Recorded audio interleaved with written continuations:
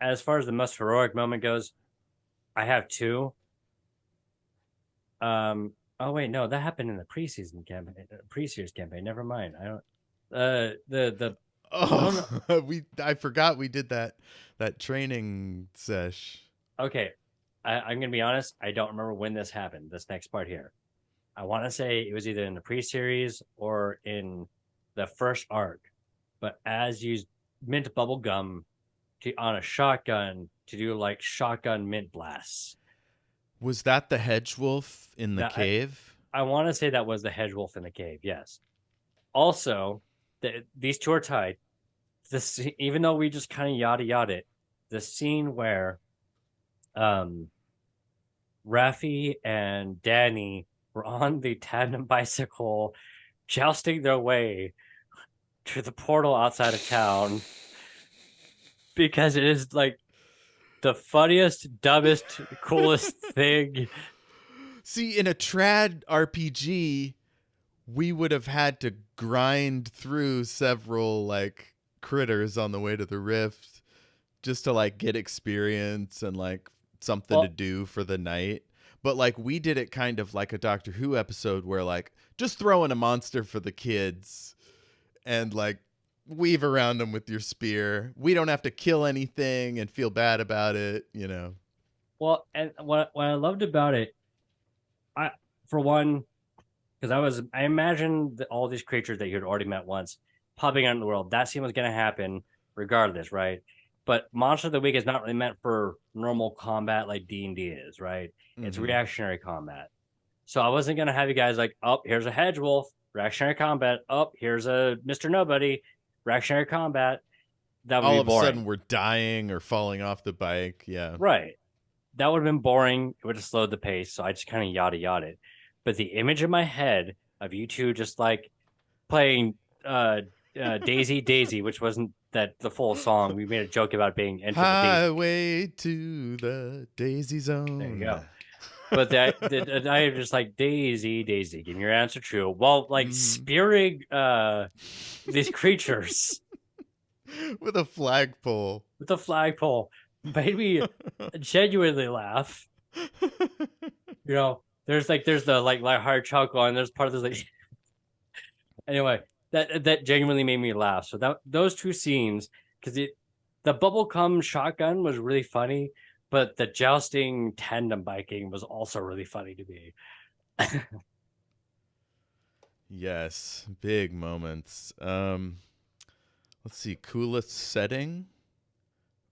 I said the dream world. Jamie said the town itself.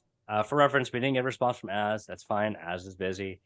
Uh, I'm gonna be honest. Out of all the places I introduced, in concept, the dream world was my favorite because even though I didn't always explain it the way I meant to it, the basic idea was kind of like watching several live shows all at the same time.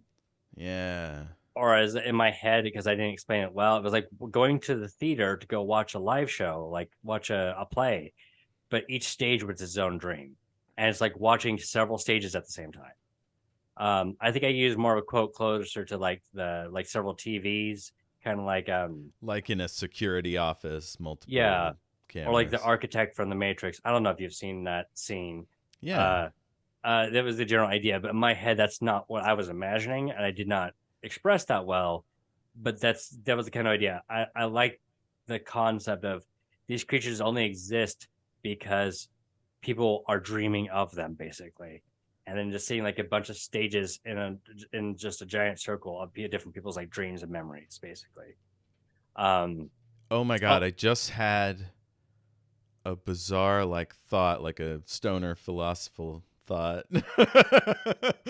Which is that theme. I'm touching on a big theme here that you may or may not have planned. At its heart, like when you say what is a sci-fi story about, it's about how one young person creates art that then is like a thought virus that the entire town takes up and spreads, like because they like this kid's art or whatever, or the show or whatever, and it like spreads and then creates, what do they say, art creates life, or Oh yeah, life life imitates art. imitates art. Yeah. Yeah, so there's a metaphor going at the same time. There, there was a few metaphors going on that one. I didn't look at that one specifically, but it was just kind of like we as individuals have more bearing on the world, not around us, but the world in general than we realize.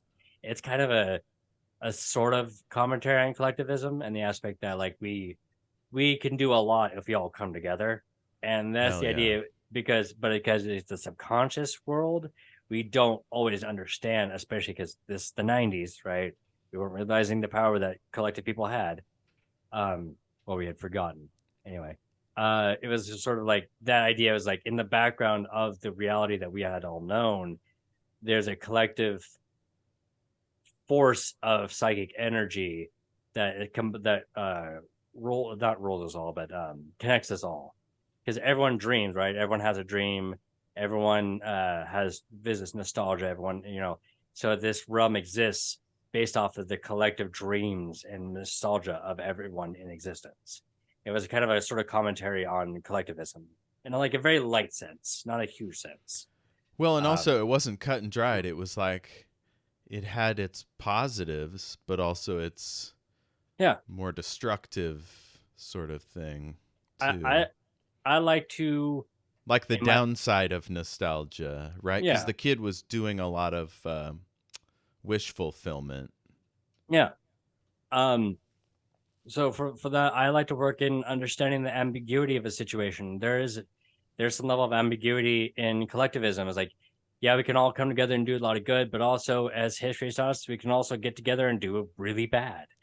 So Mm, it's understanding that. And so, like I said, it was a light commentary on collectivism. It wasn't like an overt, like 1984 commentary sort of right. situation. Well, Because I I mean, subconscious, unconscious, a town, small town. I Yeah, yeah, and that's like good. in real life, I live in a small town. Like it's less than 5,000 people, right? The town of Weston, I'll just never forget. It felt like Cabot Cove on Murder She Wrote, or something. Like you just know it. You know the people that live there. Like even if you haven't met them yet, you could guess a little bit. I am genuinely glad that you felt like the town was a lived in town, because I always fear that and I hope the audience felt this way too. I mean, this is YouTube, so I'm sure someone will tell me otherwise, but I was hoping that like the town felt like it was a lived in town and not just people reacting to you being there, so to speak. I like to Um, imagine that they were all talking about us behind our back because we were newcomers. oh, Like the whole town's on the phone. Have you seen this weird FBI agent and his cronies? 100%. Yeah. For reference, yes, they were, because you were all just like, for one, you stood out very early on, and then Yep. two, doing shit like wearing a Bubsy and Gex costume at the town restaurant. You know, like they're like I Oh didn't plan it shit. specifically, but if I had to like do an editorial note, there is a scene in which the cook from the restaurant was like, "The fuck are these guys doing?" So let's put a pin in that. Let's keep that on deck for possibly funniest moment. I think the All one I right. want to go to next. Oh, coolest setting, honorable mention has to be the work site, the geological facility, Oh, thank you. because it had a big, cool kind of approach and fight, and then stuff was going on down below. Stinky Pete got stuck in the ventilation shaft, and there was a rift in an underground void or whatever. I when I swear I'll stop going off topic, but when I designed that, it needed to be in my mind innocuous enough for people to believe it's just a geological site, but weird enough because it is run by the government. The fact of why do they have military police there? But also, I wanted to throw you, the players, off when I mentioned the warehouse with the big rift in it, where you all could not exactly know where it's at, because it's Mm-hmm. like, the town doesn't have warehouses, not that size anyway. So why would you expect there to be like this big warehouse on the island? And that Yeah. was the kind of idea. It's an underground warehouse. And I was like, I wanted some some ambiguity there.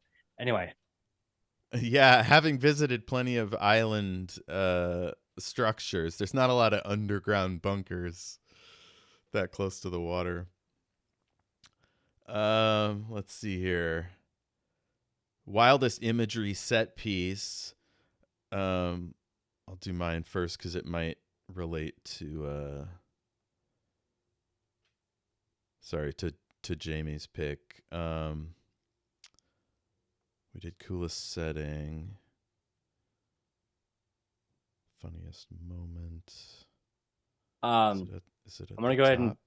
tell Set piece. Oh, I said the dream world, and Jamie said when the moment when Kelly started to become real outside the rift.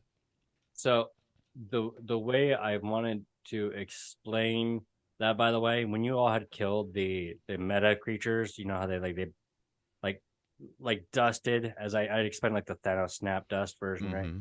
But dusted like the rainbow particulates. Whenever she was formed into being alive again, I would imagine it was kind of a reverse. All the particulates formed around her ghost to Cool. build her physical form. Because I like imagery, and if I could have made this a visual thing, I Yeah. would have. Um, Yeah. as And far again, it was in that tightened, foreshortened period where she's in danger. Something fucking weird's happening.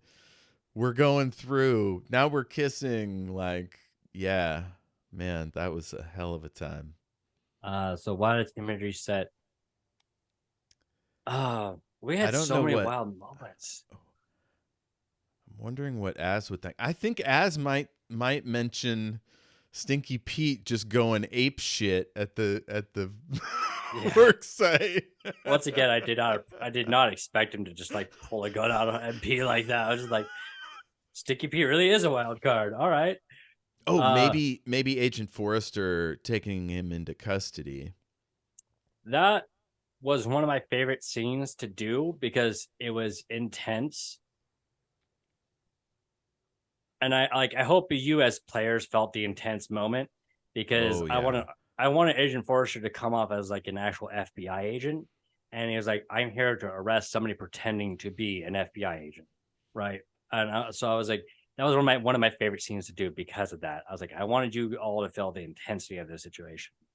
Um, You know, it has a lot of parallels with Twin Peaks where everyone has a strong motivation and hardly anybody is wrong exactly. I mean, if yeah. they're committing crimes or whatever, hurting people, but like Agent Forrester was doing his job, like he was protecting the nation from a possible imposter, So but he was also scary. one thing I I'll do this and I'll move on because I don't want to keep doing side notes. But the side note for this one is when I developed the storyline, I didn't want there to be a villain, but I was okay with bringing in an antagonist. Like Right. as a writer, not every antagonist is a villain, and not every villain is an antagonist. So in this case, no one is the bad guy. There's just a child who's out of control with way too much power, which that Yeah. that's a Stephen King thing. I did take that from Stephen King because he always has a child with a lot of power. The Mhm. Shining as an Mhm. example. Um, Firestarter. Firestarter. Oh, man. Sort of Langoliers, kind of sort of Langoliers. It was a The kid with Talisman with Peter Straub. yeah. He has a recurring thing about a child with special powers, right? And so it's just Yeah. like a little bit of that. And it's like he's not the bad guy, but he is the antagonist.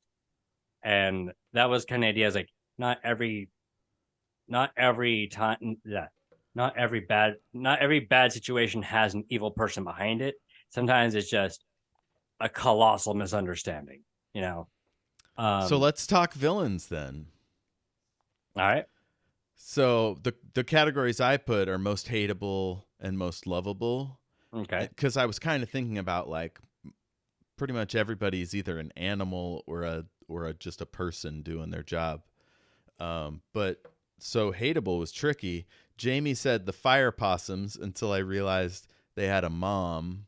Oh, they were the mom. They were the mom. So we went with Mr. Nobody.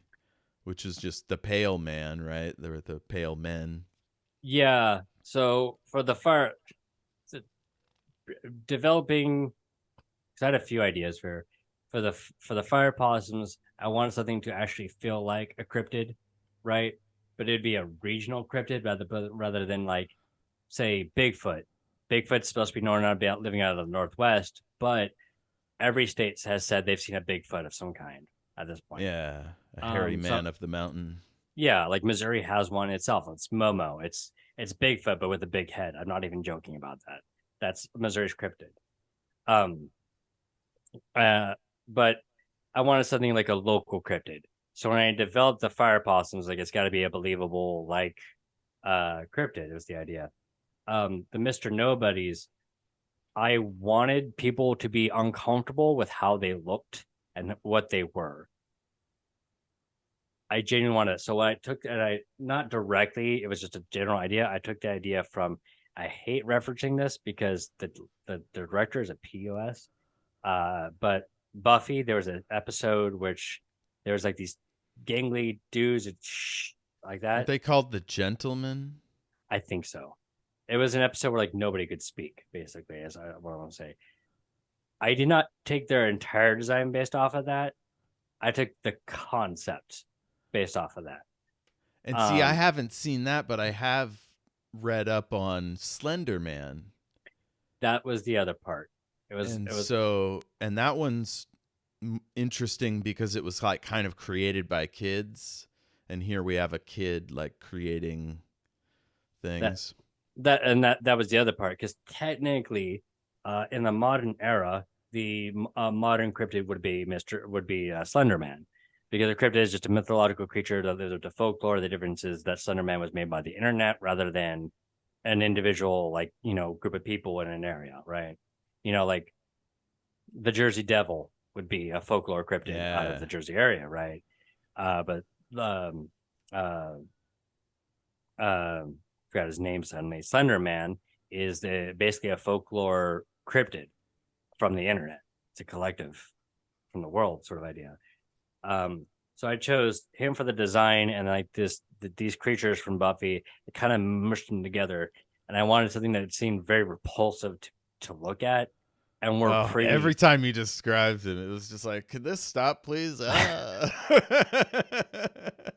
And there was one part, and I think that what I tried to do is sell it was like the weird like toupee like hair, because like the way to imagine it, it got no more than like hair on the head, but it was a toupee basically, not literally. It was its hair, but and the fact it had a forced smile on its face.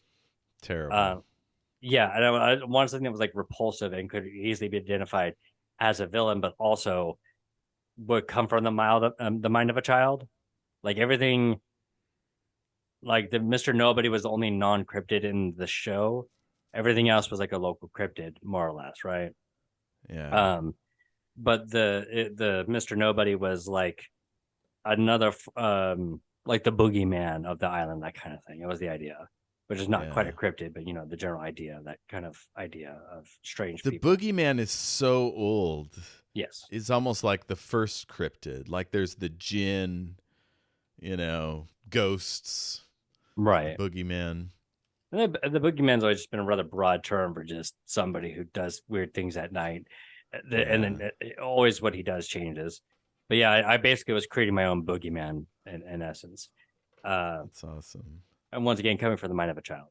Um, okay, so yeah, he said, what was your favorite villain or most hateable villain? Excuse me.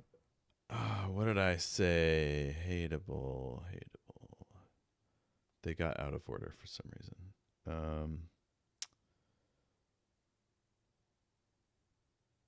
I think it was Agent Forrester, but it was Stinky Pete.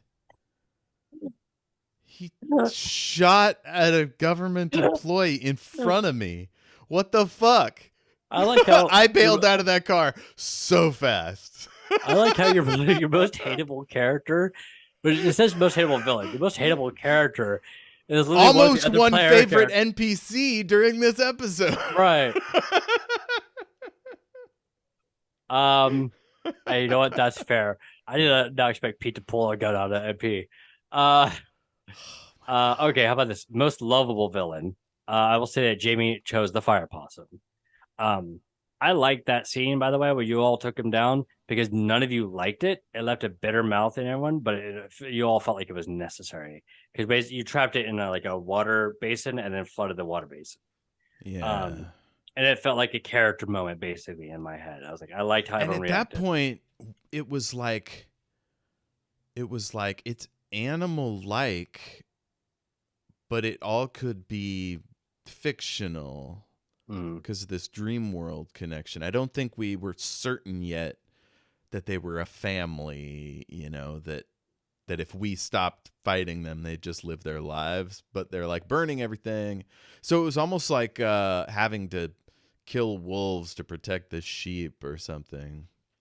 Um, there's another note about that, and I've already forgotten it. So, yeah, the fire. I liked it. It was a good character moment, and I understand like you all didn't like to do it, but you like the character realized that if they didn't, bad things could happen to this. Bad things could happen to the town. Um, I like the fire possums. I actually like the hedge wolf a little bit more, but I didn't put as much time into the hedge wolf. But the hedge wolf in concept is what I liked because I even had an idea of like much like some quill based animals, it can shoot its quills at people. Yeah. Actually, I think I did. I think I did do that. Um, Yeah. also, it's literally just like a wolf the size of a horse with quills. It was like this is a very cool looking creature in concept.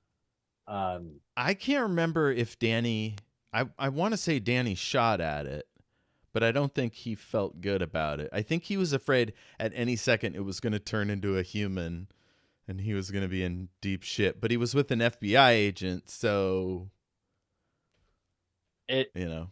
I'll be honest at this point I can't remember because like that was like the second or third episode. I'm not trying to be mean. That happened months ago. I'd have Right? to revisit the Right? episode at this point. Um, It was so like tense and scary. Like that's kind of like what I think of at like a big monster at the start of a season of television, like a when we're meeting the characters for the first time is like, ooh, that was harrowing. But like I can't remember what that was like, so now I want to go back and listen or watch. right. My most lovable villain actually probably would have been my most hateable, which was Special Agent Forrester. As soon as we were certain he was the real McCoy, it was like, I can't hate this guy. He's just protecting the country. I wanted once again I like to throw in the ambiguity of things. So I wanted you all to understand that he was a very serious person, took his job very seriously, but he wasn't a jerk. Mm-hmm. Um, Mm-hmm. so and he was an intense person because of the situation, right? There's a reason why at the end of the campaign I'm like, he joins the Z File organization because he's not unreasonable, he's not a bad guy, but he does take his job seriously. And then pretty early on, you all were hitting on Forrester, which is pretty understandable. It's like you hit on somebody you don't know, right? Mm-hmm. Uh, but when the scene Yeah, we kept were so invested in Hal. We were like, there's no way we're gonna let anybody take Hal. But then we're like, and I was like, just give me your gun and your keys. I mean, yeah, I'm glad you enjoyed Forrester. By the way, I wanted him for like the one scene he was in. I wanted him to have an impact, at least on that one scene, because he It wasn't was really good. almost like director who was the bald guy from the X-Files? Skinner. It Skinner, was yeah. almost like one of those rare episodes where Skinner goes out into the field, and it was like, whoa, he's out here with a trench coat. It was exciting. And he had a whole bunch of goons with him. Um. Okay. Wildest surprise. What was your wildest surprise? I'll tell Jamie's here in a bit. They're probably the same. Hal being made up. Now, so here's the thing. Technically, Hal is a real person, but he's made out of the collective of the psychic abilities of a small child. Literally, Yeah. when I formed the idea, it was like Hal's eccentricities is because it's what Jeffrey thought an FBI agent would be like. That's how I developed it in my head. Mm-hmm. If you go back early in the series, you can actually see me laying out the makings of that twist as throughout the series. Um, He was tender with Jeffrey, even though Danny was kind of like, let's avoid this child. You know, he's a little mopey. Hal was just like, I'm gonna treat this kid like an equal. yeah, Yeah. Well, he and treated everyone like that, which was great, like Dale Cooper does on and Twin Peaks. I that's the other bit is that in my head, I think I called it dual pines, but in my head, Jeffrey made Hal out of a combination of the lead character from their Twin Peaks knockoff and like Bruce Campbell. You know, it was the kind of general Yes. idea because he was described as very, very grizzly and handsome, as what Hal put it. I was like, well, I mean, hey, in the '90s, just saying. Uh, Yeah, yeah. It's funny because Mulder was kind of like a quirky sort of sex symbol for the ladies, yeah, but and similarly Dale Cooper, but Hal had a kind of rugged kind of sexiness, you know, that like guys can appreciate, right. you know, So yeah, that's the I did not implement that because I don't want to take the or player rather agency. straight guys. No, I gotcha. Uh, I didn't want to remove the player agency because that's so I did not make that canon in my head though. That's how Jeffrey made Hal was a combination of the lead character from Twin Peaks and Bruce Campbell, and I'll just say Yeah. he watched Evil Dead or something. I don't know. He saw a Bruce Campbell movie at one point. Um, The Adventures of Briscoe County Jr. yeah, there you go. Or he Uh, played Ares in Xena. he didn't play Ares. He played an acrobatic thief. I know this because Oh, I'm who bad played at character Ares? I never watched that show. Kevin Kevin Smith, not the Kevin Smith you're probably thinking of. He's an The other Australian actor. Kevin. Yeah, the other Kevin. He's an Australian actor. This one I know. He is an Australian actor whose name is Kevin Smith, not the movie director. Um, Okay, Bruce so Camp. on this show, the actor Kevin Smith started a podcast and made some movies. There you go. Um, I can't remember what Bruce Campbell played, but he played this like acrobatic thief. He appeared both in the Hercules TV show and the Xena show because they were in the same universe. You know, uh, I know this because I watched every single episode of the Hercules TV show until I found out that the lead, whose name I'm suddenly forgetting, is a giant jerk. Kevin Sorbo's real Thank right you. wing. He's not just right wing. He is a jerk. I'm not cussing because this is a YouTube and we could get demonetized. But uh he is a jerk, right? This is before I Yeah. found out about that because I grew up watching that TV series, loved it as a kid, revisited it as an adult. Does not always hold up well, but still pretty fun. And that's where I remember I was like, like holy shit, that's Bruce Campbell playing this thief. Um, anyway, I'm glad you all enjoyed that that surprise because I was worried that someone might get perturbed and like, oh no, you're taking my player agency out of the way. Like I'm paraphrasing the thought process here. Uh, but I was like, it'd be such a good twist if I got it out though, and so Yeah. that's I was worried about that because I didn't talk about it. I didn't talk that with about that with as ahead of time. I just made a decision based off the fact he said mysterious past. Um, Yeah. The more we so talk about Jeffrey, the more I think maybe he should win most lovable villain.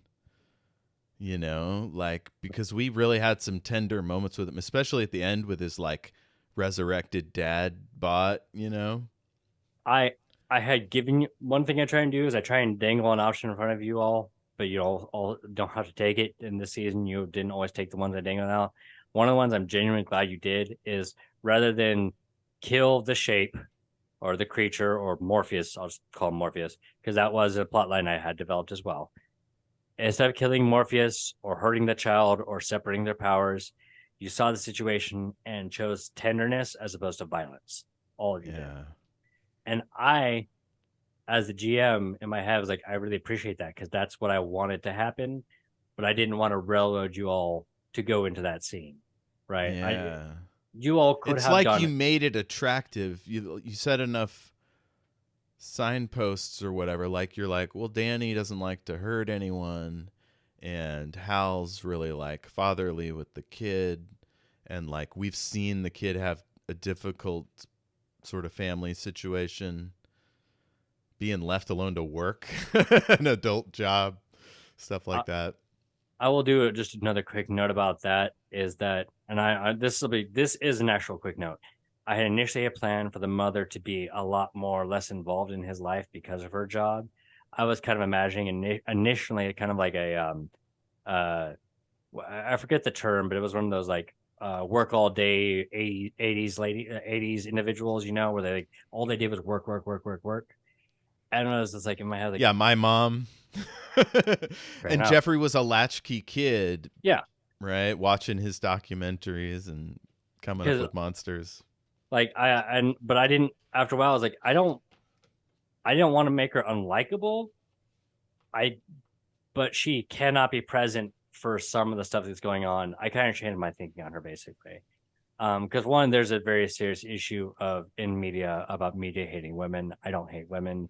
I don't want her to Yeah, do I it. never felt like that. I maybe because I trusted you, I knew you're not a misogynist. So when we had her being short with him, it was like, oh no, this is a dynamic. When Yeah, somebody in a family, especially a provider, is sick, like things get strained. She wasn't being abusive. She was just like she had a lot going on. yeah, and that's why when I actually introduced her as a character and had her more than just a few scenes, which admittedly I probably could have done a few more.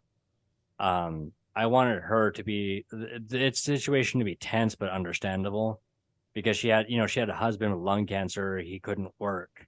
She was the sole provider. She was a nurse at the local hospital, and Jeffrey was the only one who could do it. And then I found out that, like, as weird as it sounds, child labor laws in America are very thin when it comes to family members. Like, Right. yeah, I Yeah, was, my previous girlfriend, her parents had a grocery store, and she was there a lot. yeah. Like she would do the buying for the candy. She'd be in there sorting vegetables. Yeah. So I wanted the dynamic to be tense, but I didn't want I didn't want the players in the audience to hate her, even though that was my initial idea. I was like, well, but like, why? The go getting '80s mentality, yeah, it was very poisonous, but why do I want some people to hate her? So I just kind of Right. reworked my thinking about it. I was like, there's no reason to hate her. There really isn't. Um, Yeah, I really um, appreciate it. And that helped keep it on the line of like spooky overall rather than I don't know, A24 serious horror. right. Um we all have enough going on in our lives. We don't need to like have child abuse or whatever. Well, yeah, Oh, and children in peril was one of our lines anyway. So it was, that but that was a huge component of the story. We probably could have talked about this before going to the awards. It it shaped the entire thing to the point where Jeffrey's clearly the villain, but antagonist. we can't let him be imperiled. You Well, know, I I feel like it gave a lot of nuance to everything. so I only partially considered that. I did think about bringing in more children into the series prior, but whenever he brought up the line, whenever Az brought in the line about children in peril, pretty understandable. And I have a rule about that kind of thing. I don't ask if it's the line, it's the line, right? Right. So something could have happened in Az's life. I don't have to know about it. That's in general. I use that, but anyway, I could see and consider sometimes you had actually fought is not a word. You all had fought Jeffrey in some capacity, but I was like, my head was like, that leaves a bad taste in my mouth. He is literally just Yeah. like like a 9-year-old, basically. I think I have his age written somewhere, but he's a child. That leaves a bad taste in my mouth.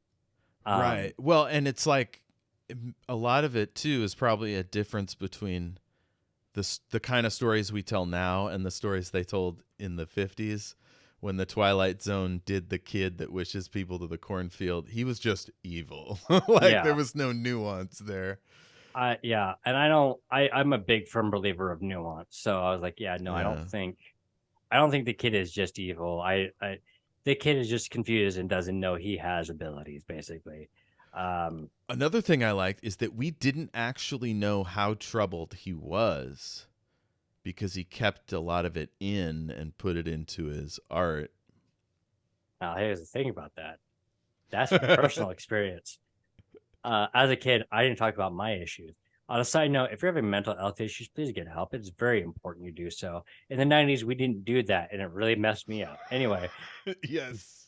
I want Same. I wanted whenever I try and set a scene, I want things to be like as accurate as I think they should be for the era they're in. So a latchkey kid who's going through it wouldn't always talk about his issues. But if an adult prompts him, he is more likely to talk about it. You know, he didn't just come out saying like, "I have severe depression because my mom is never around and my dad's dying." You know, um, but if you'd asked him about a specific scenario, he's like, "Yeah, well, you know, dad's not doing well," and I had to kind of like funnel that into how a child would think of the situation. Yeah, I think you did that really well. Thank I you. was I think Danny was uncomfortable cuz saw a lot of himself in Jeffrey, so he was kind of keeping him at arm's length. Look, who wasn't a latchkey kid for like 30 years after the 50s, you know? Totally. As soon as television got Uh, into everyone's house, probably. I, my parents were more involved in my life than their parents were, but I was still a latchkey kid myself because my parents were working all the time. Um, Yeah.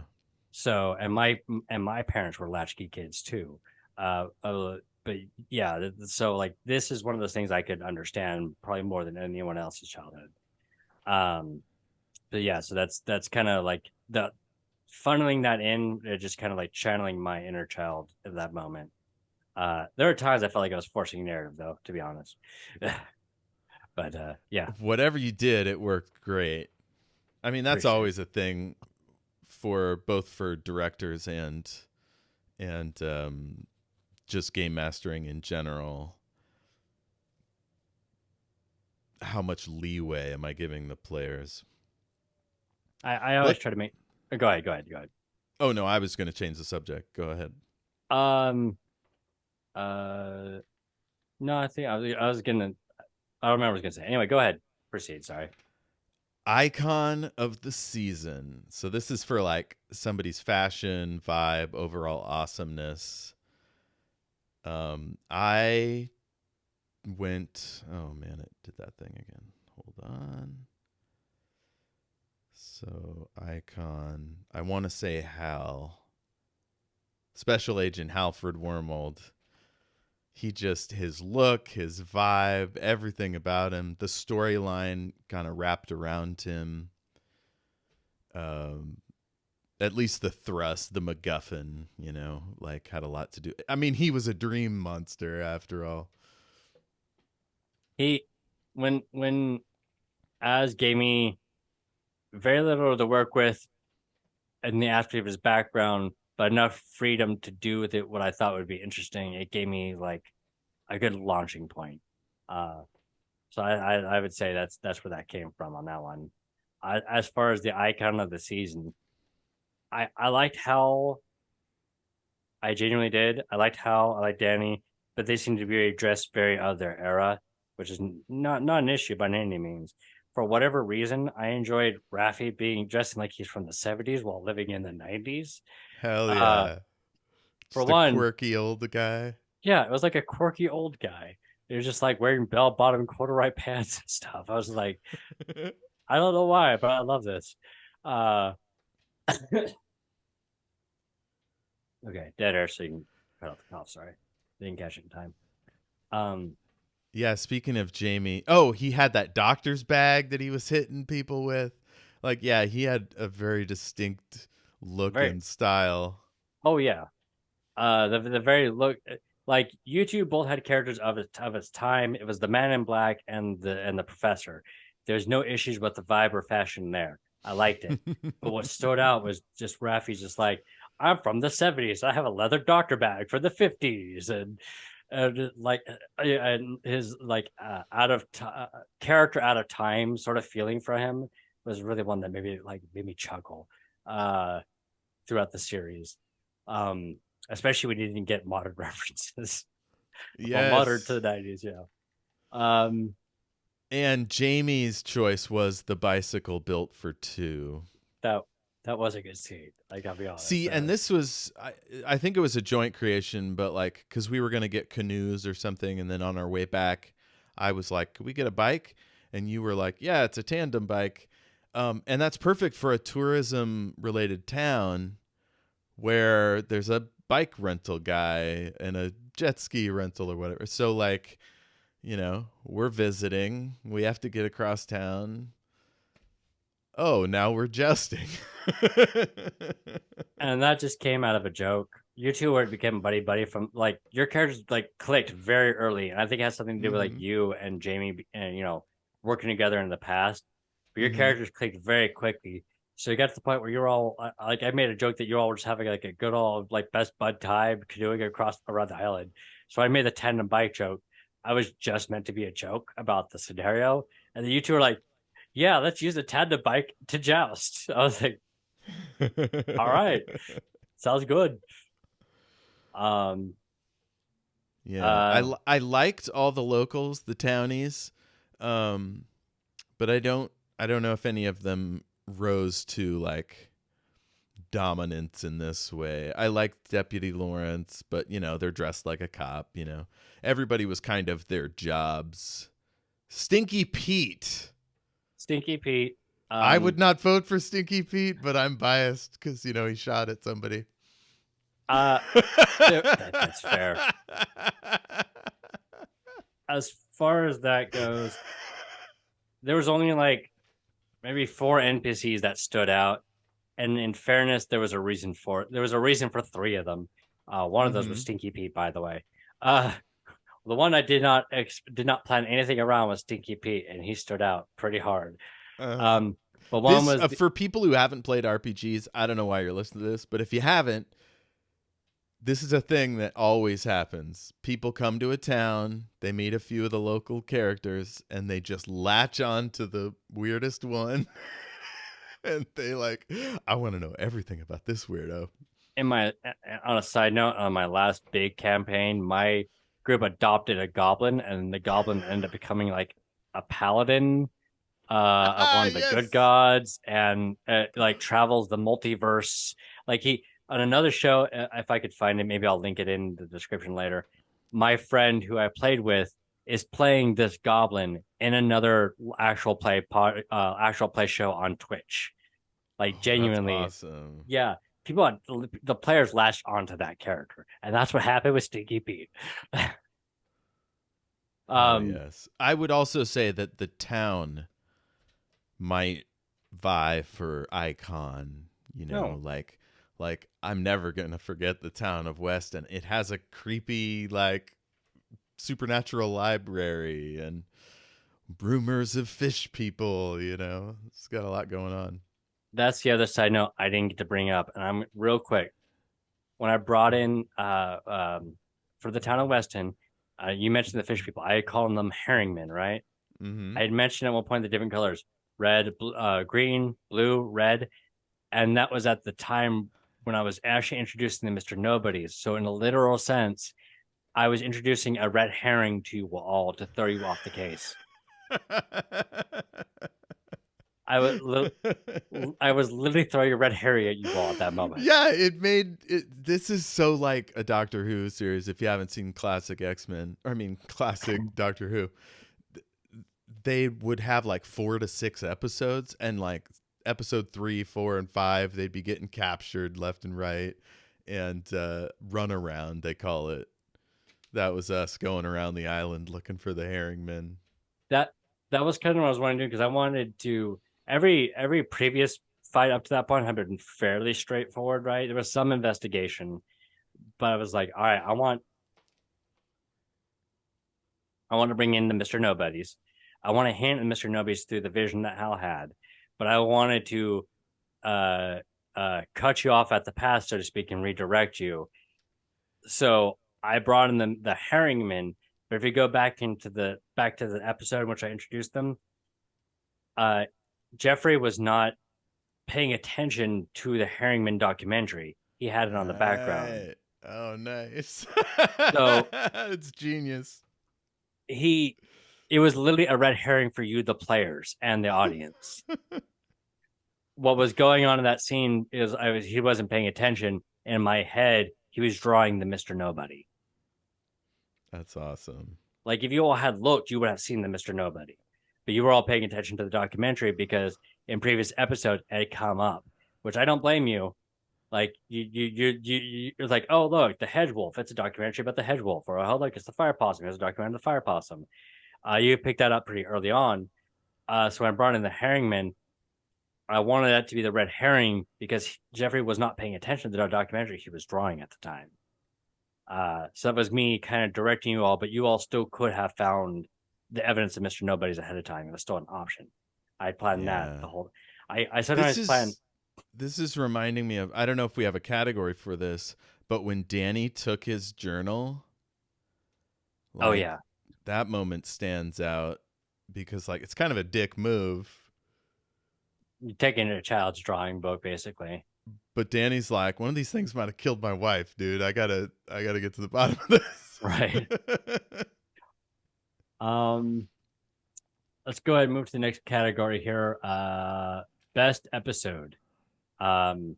I'll do Jamie's real quick. It says he can't stop thinking about the fire possum. I'm really glad that this day I was just like, They were in a couple episodes, so let me go to our YouTube page and let's see your channel. Go to playlists, Operation Redacted. You too can find us there. YouTube.com/Omniversal Escapades. Let's see. We've got The Sunset Inn, Goofy Bigfoot's Wild White Water Rafting, whatever.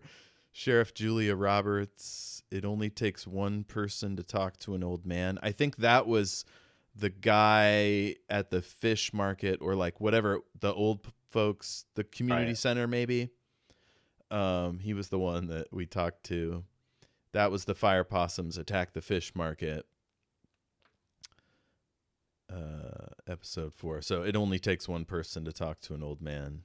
My pick was Perfectly Normal 30-foot tall possum. Yeah. Or was that my title pick? Let me go. Well, I might have picked something different for best episode. What was your favorite episode? um, as the game master, genuinely my favorite episode was the reveal episode, and it's literally just because I've been holding on to that plot point since the beginning of the series. At that point, so it was just kind of like holding on to a bottle and then finally letting it pop off. So that was my favorite episode because I finally got to do it. Um, I haven't been able to do like a big plot twist like that in quite some time, so I was genuinely happy. Other than that, I mean, there were some. Was that in episode 8, Stark Steak Tartar? Or I maybe Best Buds Tandem Biking was the finale. I want to say it was the steak tar. It was basically the episode where we found out that Hal is a metahuman or a meta creature, basically. Uh, the one, if I'm gonna be honest, it was actually not the full reveal that happened the next episode. It was all you, the players, finding out before the character did. The scene where you some of the papers drop onto the ground from the coloring book, and you see a picture of Hal as a drawn individual, and you the audience and you the host were like, you pieced it together at that moment. I was just like, yes. I was so nervous about this. It has happened. And then I talked to you all for like 20 minutes afterwards to make sure everyone was okay with it. That was definitely Hal on the paper there. So yeah, the reveal was probably my favorite episode. That was As the game amazing. master. I found out mine. It was the 30-foot possum one because Hal tries to rescue Kelly Danny goes in and kisses her. Like there was so much in that episode. Going into the rift, seeing inside. That was a good episode. Genuinely. Um, let's see. Where were we? The Oh, funniest episode title. That was also my favorite episode title. Um, whatever, 30-foot possum. um, I'm actually had agreeing with Jamie on this one. Jamie put, well, he said fire possums. I mean, Goofy Bigfoot's Wild Water Adventure, and Yes. I think I laughed pretty hard at that. When we said that in the show, I think I laughed pretty hard about it. And literally, it's like one of my favorite title names because it's just so freaking bizarre. Um, yeah, that was a good title. I'm glad you chose that for the title's name, by the way. Yeah. I mean, that was kind of a bizarre. I think you constructed that episode well because, I mean, we've all seen a cave monster in a show, but like something about it, maybe it's just because I was a character, but like it felt weirder than normal. And maybe that's just because it was part hedgehog. I'm not sure. But like Danny knew it might be part human. And yeah, so made him conflicted. I had We had some. no idea what was going on at that point. That was the first monster was meant to introduce the concepts of what you were going to be experiencing, and I had thrown around the idea of it being like a form of lycanthropy.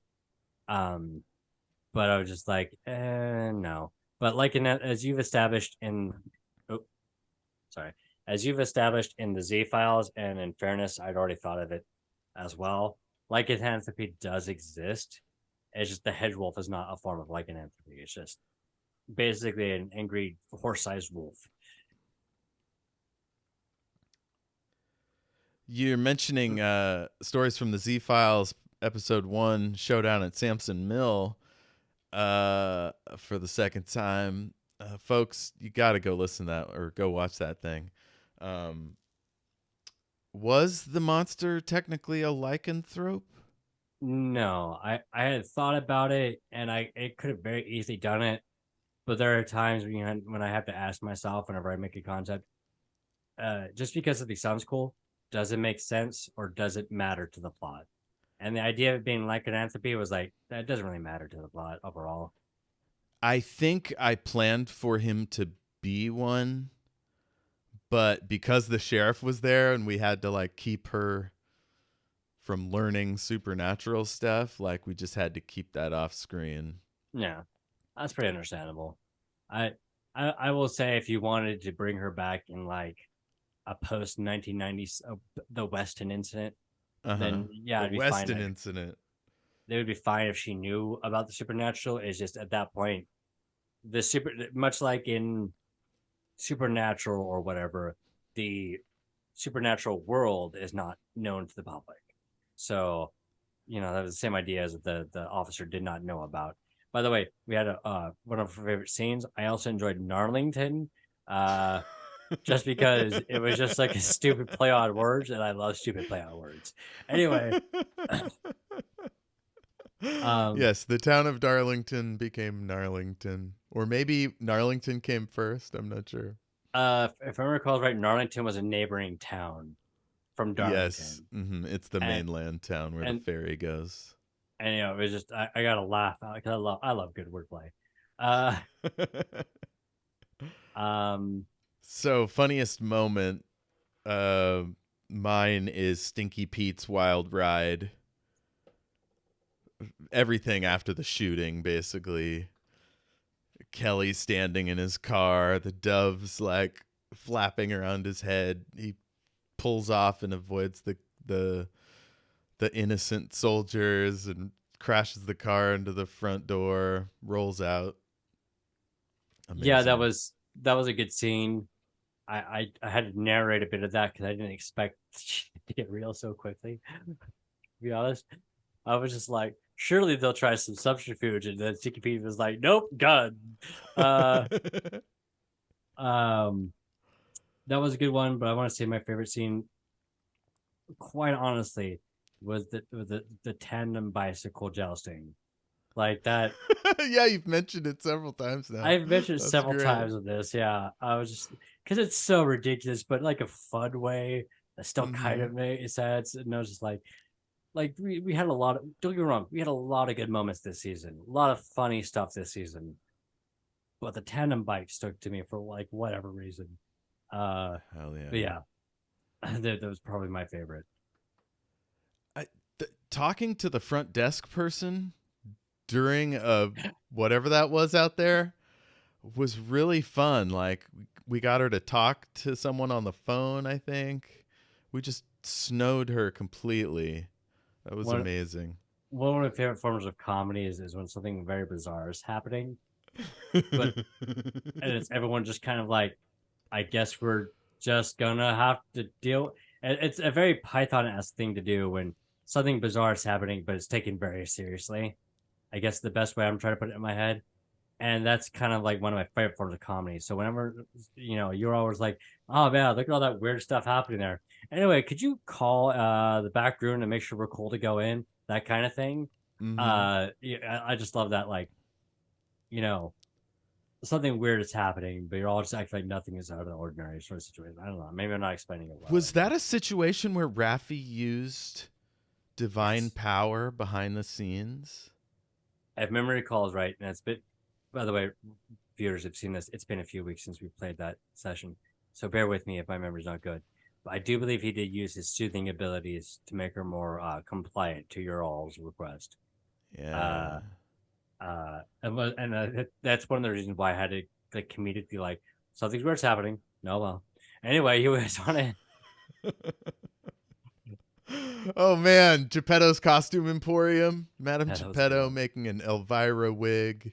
Yeah, That's where we got our Bubsy and Gex outfits.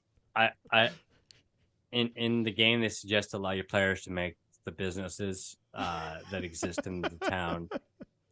And I was just like, all right, sure, yeah, Geppetto's costume emporium or Sticky Pete's bar and grill or I mean, you were uh responsible. You started out with the Black Diamond Inn, like normal names, and we just went off the board.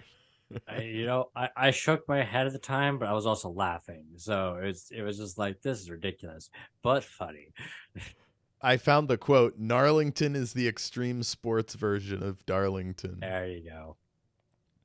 Um oh, and on a side note, because it never came up, uh Walter the phone, no cell phone would have ever worked on that island, but because it was a phone imagined by Jeffrey, it was it could Oh. forcibly connect to the Wi-Fi towers elsewhere because it's a small town in the 90s.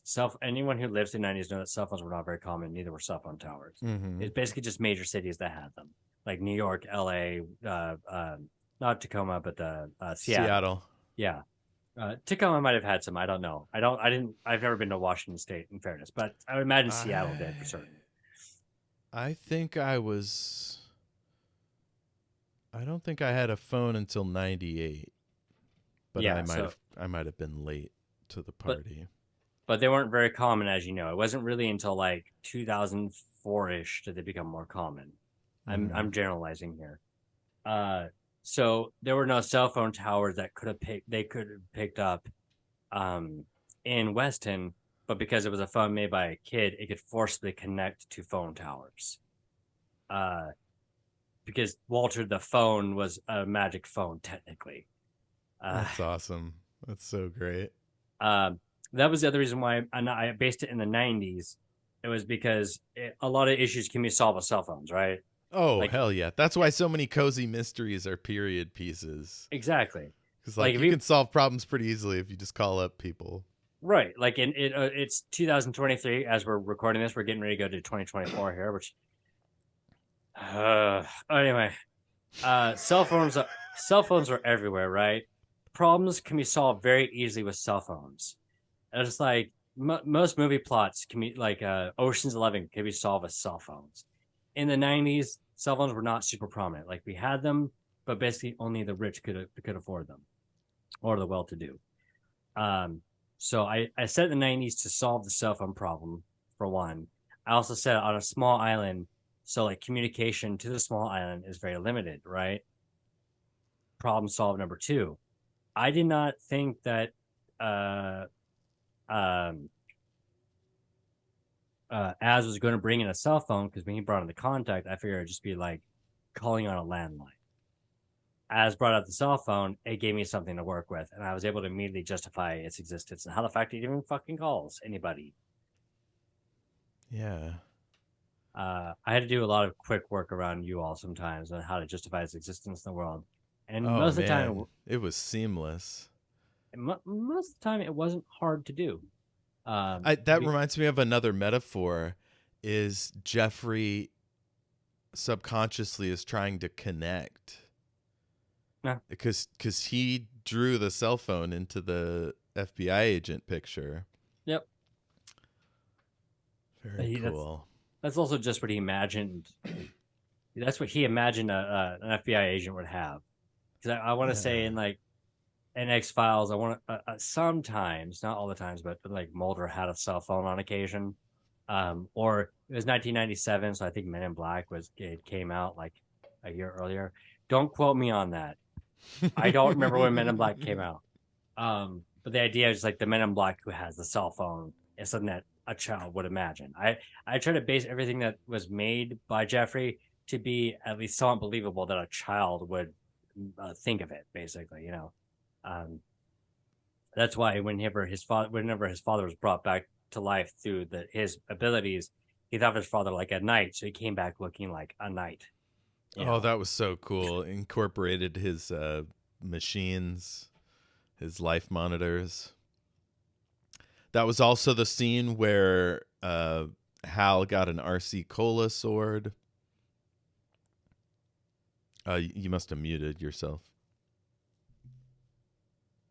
a carbonated flame, I think, is how Jamie put it. Um, That's which is right. which is good because I tried saying basically that without saying that because I couldn't think of the words. You said Uh, brown flame. yeah, I said like a brown flame. Um, I You wanted to, know, your classic brown flame. right. Everyone knows about the brown flame. Uh, but yeah, that was the general idea of it. Uh, so I tried to make sure everything was at least could theoretically be perceived from the aspect of a child. Everything that was shaped and changed and looked like something that looked like something else was through the aspect of a child, more or less. So, Jamie's funny moment was all of them. So I'm just going to run down a few here. Stinky Pete in the vents, Right. right before we went into the vent, or I mean the rift. Some great quotes from that episode. When the creature is talking, Morpheus, he says, "I'm whatever is not the dreamer. Did you see the vision of the poor child who was filled with the sudden encroaching light?" That Uh, yeah. And by the way, in case I did not tell that well, I had explained in one scene how a scientist, I had to rush that scene, unfortunately, but a scientist created the rift, right? And the light like flooded up the room. The light basically went all up into Jeffrey. Like there was a pillar of light that went in and he absorbed it all. That's how he's able to do everything he's able to do. Wild. I don't know if I was able to explain that well, and that could be on me, but yeah, that was the general idea. And Another funny moment was the invention of Agent Scalpy.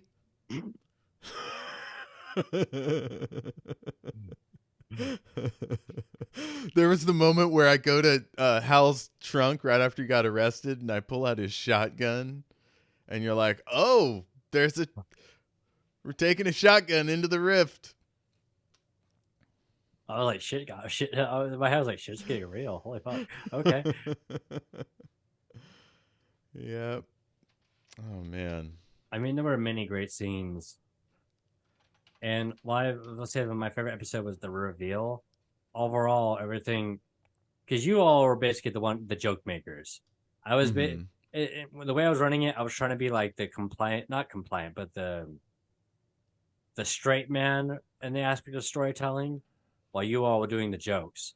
I was a straight man just to get the plot to go, and you all tell the jokes, and I had just a tremendous amount of time, tremendous amount of fun doing that, and just working with like the jokes, like like the tandem bicycling, Stinky Pete's shenanigans, the Bubsy and Gex. Uh,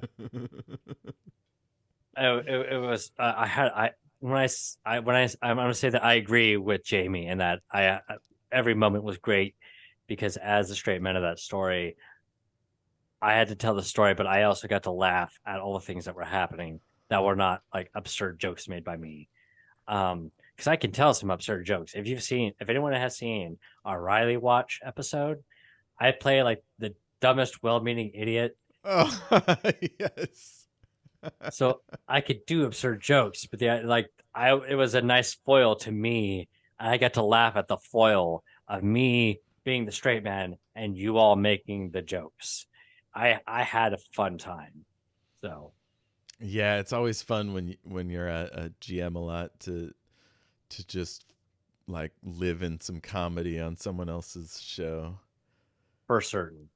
I want to Um, direct our viewers to our highlights because those are some funny moments. There's one called Halibut. Ice to meet you. that was one of the ones I put out there because you made such a nice pun on that one. I enjoy a good pun. Be like threw ice at a fire possum. I was just like, nice to meet you. Okay, yeah. Uh, if you want, on because this will be on YouTube.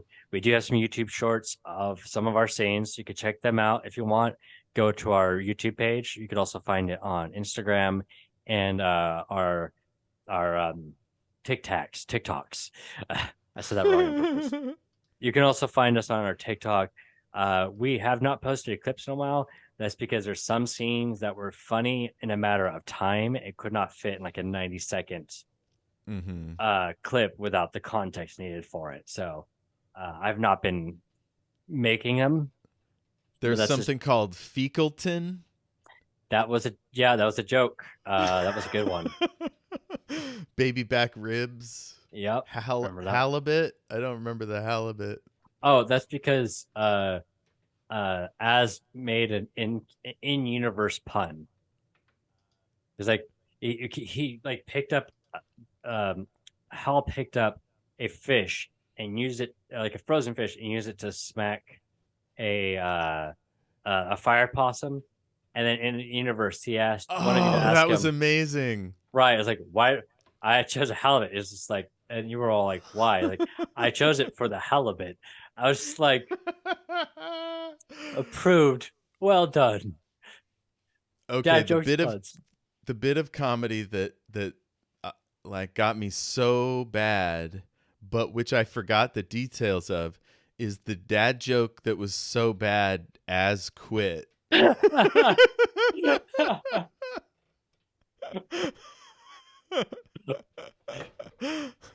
That was uh, October 22nd, whatever episode that was. I will say, in fairness, I did not keep to that because there was a point where I was like, I didn't know how to end the episode, right? So on occasion, I just chose a dad joke. I chose one so bad that Az left the chat. I want you all to know that afterwards, he's like, I just left for the joke. I'm still here for the post show meeting. Uh, but yeah, that was great. He just it wasn't even a warning. They just dropped the chat. It was great. So with all those, I mean, what's the funniest? I I think I'm on Jamie with this one. I don't think there was one particular funniest moment. I think they were all just Stinky Pete shooting at the guard. I I guess that was more shocking than funny. I did like we were like afterwards like you had Danny dive and said Sticky Pete fuck off. That's right. I didn't have time to say get the hell out of here, you psychopath. Right. That was a really good moment. I got like a genuine laugh out of me, to be honest. Of course, the Bubsy and Gex costumes. Yeah, Right. yeah. I guess there were just too many good goofs to pick just one. I'm sure that like we're huffing our own jokes, so we're just enjoying it. But there was just a lot of good moments in this season. Huffing our own jokes is definitely the title of this episode.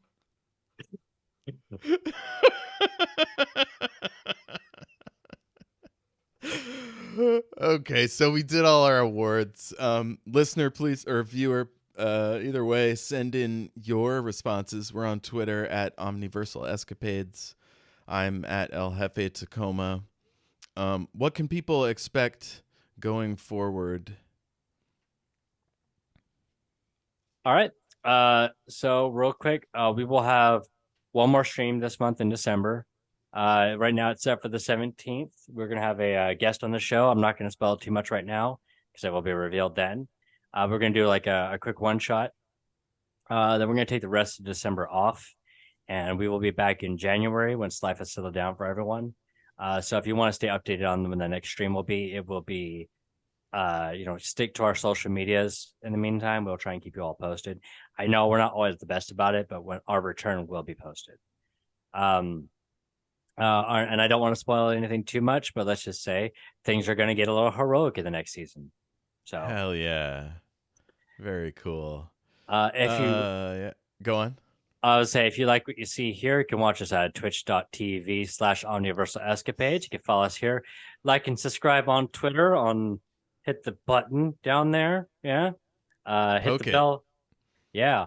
I can follow us on Twitter. Yes, I'm still calling it Twitter because I do not listen to Elon Musk. You can follow us on Twitter at Omniversal ESC. TikTok is Omniversal Escapades. Same with Instagram and Threads. Follow us all there. We haven't really posted on Threads yet, but with enough engagement, maybe we will do so more. Um, um, and if you want to check our other co-hosts who are not here today, Calzones for As on Twitter. And he's with the scat. I need to get better about that. Sorry. They're with the Scavengers Network. They're releasing a video here soon, so keep your eyes out for that. And they also have their own YouTube account, which I believe is under the same name, the Calzones. Jamie's Brandoff, the off-brand Gandalf on YouTube. And Mastodon. And Mastodon. He does have a Twitter, but I do not know if he wants to advertise it. So for his sake, I will not say it. I will do me real quick since I'm on my tangent anyway. Follow me on Threads, Instagram, and Twitter at Geekist. Cool. I don't Twitch much anymore. I don't use my personal Twitch much anymore because I think my internet sucks. But who knows? Maybe I'll bring it back. Jeff, what about you? Oh, in terms of plugs, well, you mentioned likes, wishes, or whatever. I definitely want to, like, I think I want to be a big kind of bad kid for this Kids on Bikes game.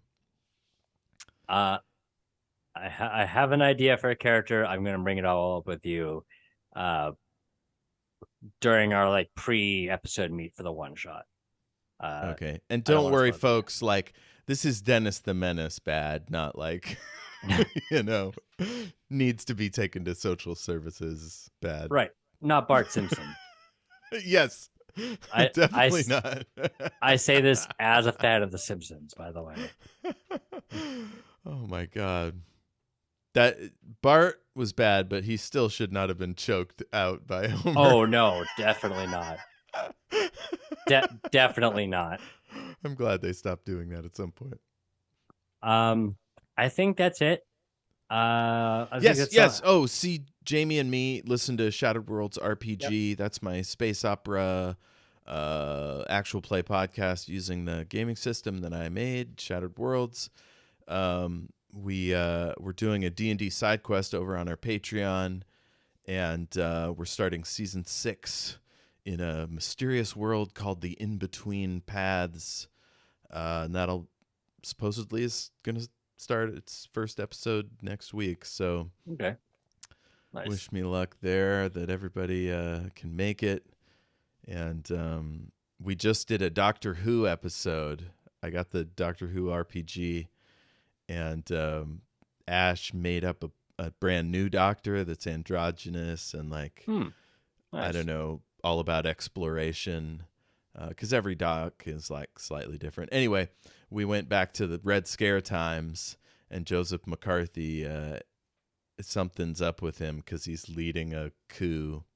They don't know that yet, but that's the vibe. There's a big bomb. Anywho, So check that out. That we just got the session 0 and a quick cold open. We'll have more of that at some point. And I think that's it. There's one other thing. Real quick, I was recently an extra in a movie called Superfan. Whoa. Um, and it'll probably be the only time I will ever be in a featured film.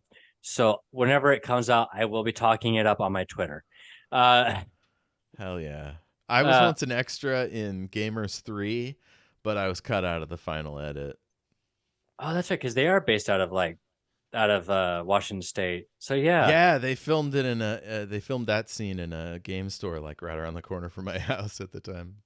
you are I genuinely.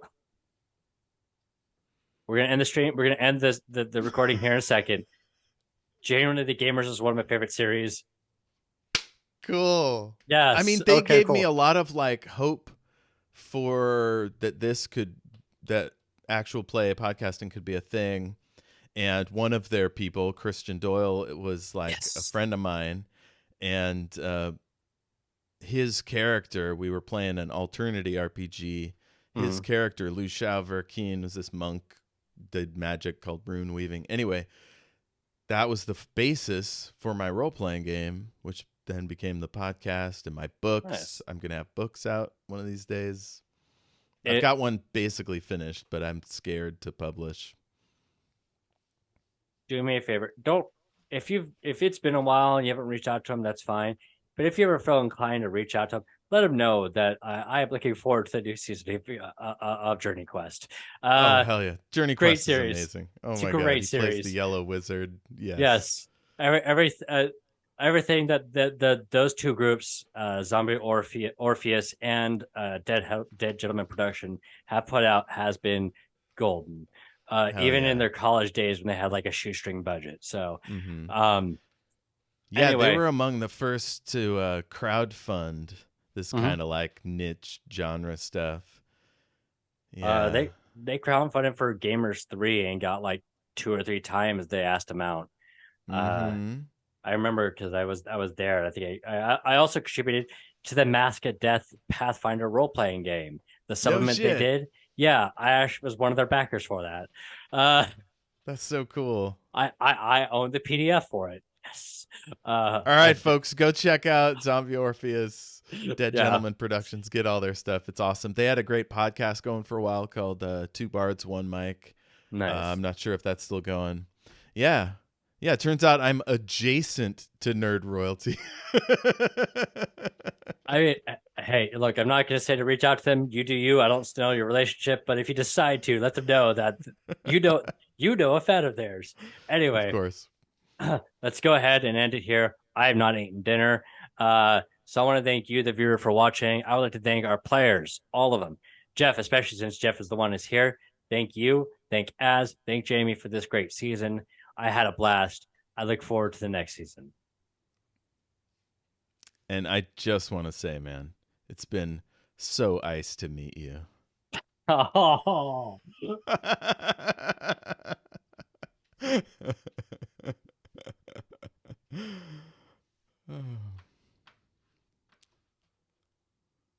Recording stopped.